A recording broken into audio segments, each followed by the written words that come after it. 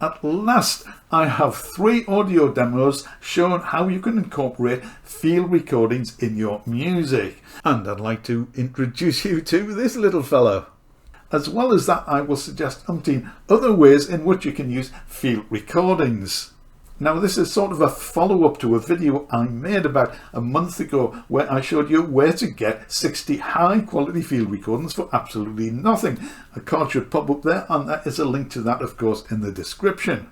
Now, in that video, I explained how I wanted to create some demos showing how you could incorporate field recordings in your videos, but I was just totally overwhelmed by the plethora of options available, and I failed miserably. Now, however, I have produced 3 examples which I'd like to share with you. Let me just run through a few other options which you might like to experiment with. The first and most obvious option is simply to use the field recordings more or less as they are, lay them down as a bed or a foundation and put a piece of music on top of it. Now, environmental sounds such as rain and wind and thunder and lightning, water sounds, rivers, streams, waterfalls, the ocean, waves lapping on a shore, things like this are ideal candidates. Write some relaxing music, put it over the top, and you'll have an instant ambient relaxation piece of music. Now, this is the one example which I haven't done. I am sure there are probably hundreds and hundreds of pieces of music like that on YouTube. If you would like to see me produce a piece like that, let me know in the comments section. If 10 people say they would like to see me do it, then I shall certainly do one. I might do one anyway because it is such an interesting thing to do. Everything else, I think, falls under a broad second category, and that is simply to process the recording. Field recordings are digital audio. Anything you can do to a sample, you can do to that. Reverb, that's generally good. Echoes can be used very effectively. EQ, filtering, modulation effects, gate effects, you can reverse it, you can pitch it up and down, you can time stretch it, time compress it. There are so many things you can do with the recording that this is what caused me to get stuck before. So rather than talk about what I didn't do, let's get on to the 3 pieces that I actually did do. All the field recordings that I use are available free from the website mentioned in the previous video. So I wanted to use this sound of a laptop circuit. It's very electronic, sparks and sound flying around all over the place. And it sounds like this.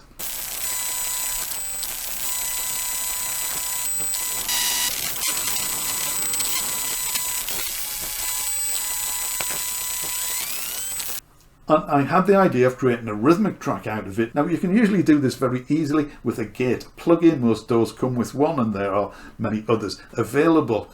They work superbly well on, shall we say, even sounds, pad sounds, for example, where the gate just chops the pad up into rhythmic sections. However, when I tried it with this recording, I just couldn't really get the results that I was hoping for. I think because the sound itself is not particularly even. It has a lot of different sounds and tones in it and volume levels and so on. So I didn't pick a good source material for it.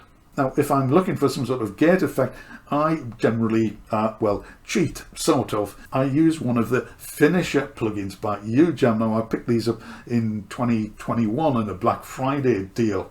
Now, I'm not sure why they call them finisher plugins. They don't finish your track off at all. They actually include lots and lots and lots of effects sort of stacked one on top of another. So they do that so you don't have to. Most of them seem to include a gate effect, so they are great for rhythmic effects, but of course you can use them on all sorts of sounds as well. There are no rules. So let me give you an example of running this laptop recording through one of the finisher plugins.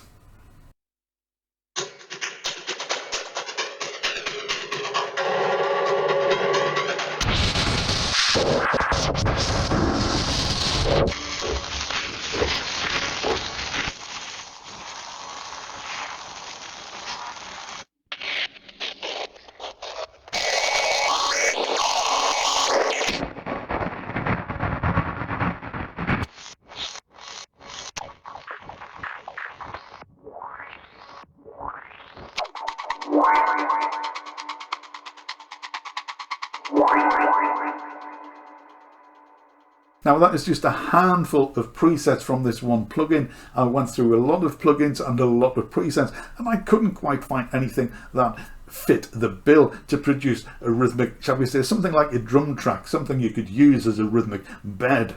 So I decided to do something slightly less assertive, shall we say, and came up with this preset.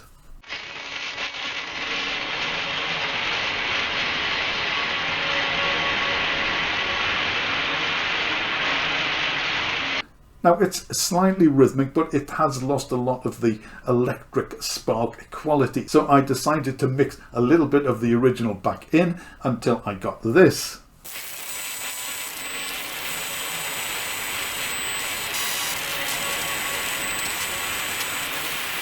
And then finally I put it all together. I added some electronic type synthy sounds and I came up with this.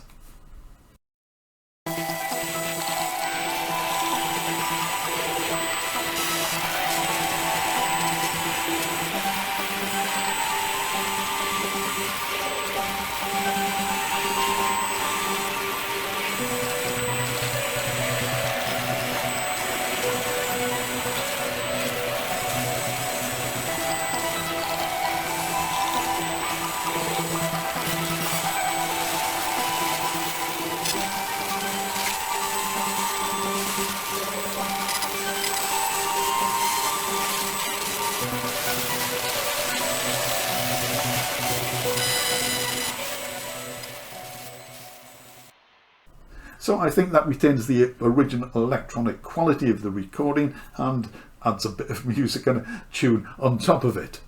Now for the second example, I used this.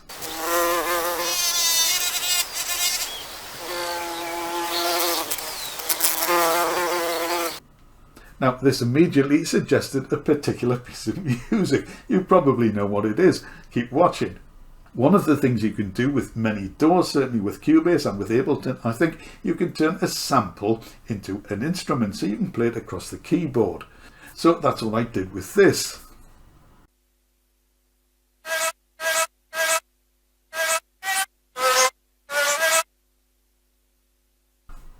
I must have been thinking about Christmas when I recorded that. I might well have been able to find a better sample or a section of this sample to use, but this is the best I could do in the time I had available, so I went with this, and this is the result.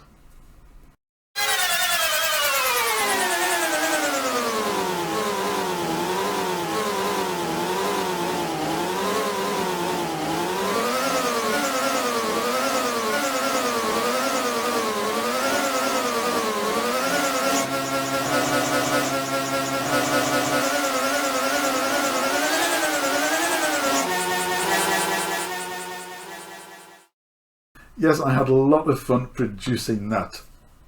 So the final example uses a recording I played in the original video, and it is of ants eating sugar. It sounds like this.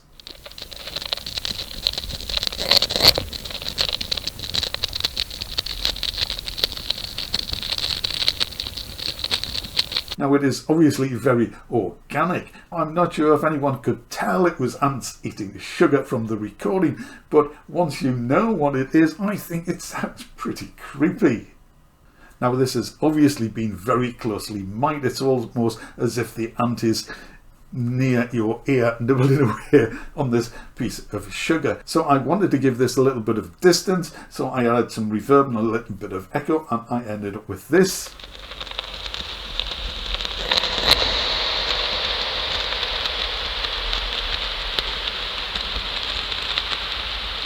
It sounds as if you're hearing this from way down a tunnel or inside a cave perhaps. So using this as a backdrop, I came up with this cue. And it's especially for anyone who used to watch black and white science fiction B movies from the 1950s. You know what radiation can do to ants.